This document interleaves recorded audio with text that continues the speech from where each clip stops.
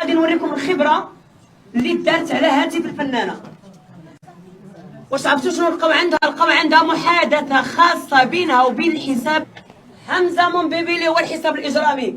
شوفوا الموضوع ديالها، هذه الصوره ديال راجلي. ديال من هذه؟ خرجي كذبيني، خرجي قولي ما لقاوهاش في تليفونك.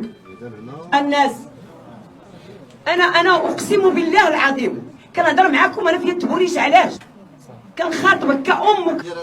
محادثه بيناتهم بغض النظر، ما عرفتش انا، هما عارفين المحادثه بيناتهم احسن مني. هذه الخبره اللي كاينه في الملف. سعيده اش كاين في المحادثه؟ انا نقول لكم دابا الملف شتوه باسم صاحب الجلاله، باسم جلاله الملك وطبقا للقانون، ماشي باسم سعيده كتجنوا فيها.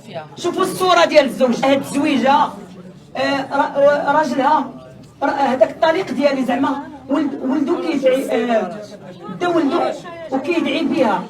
قال لي انت شرفتي عاد كتعاندي، يعني هنا كتنعتني بالشرفه بالمعانده، وعاد كتقول لي هنا تصوري بالغلط. واش كانوا كيهضروا مع بعض؟ ركزوا معايا، هذا راه دليل مهم جدا. وجاوبوني الا كنت كاذبه، جاوبوني كصحفيين ومازال عندكم الحق الاسئله. اشنا هي هاد الثقه؟ شوفوا معايا، انت فنانه كبيره وعندك حساب رسمي موثق.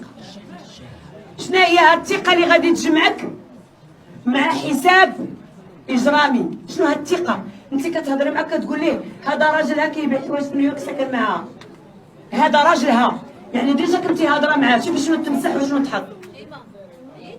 واش فهمتوني ولا لا؟ ملي كنشارك محادثه مع واحد ديال فنانه اخرى بحالي بحالها، علاش؟ سعيده شنو كان الهدف؟ اش درت ليك؟ خصني نعرف اشنو درت ليها. شنو كان الهدف؟ انا قدامكم كنسولها دابا وكتشوف فيا. فين عمري ضريتك ولا حطيتك ولا انا هضرت عليك؟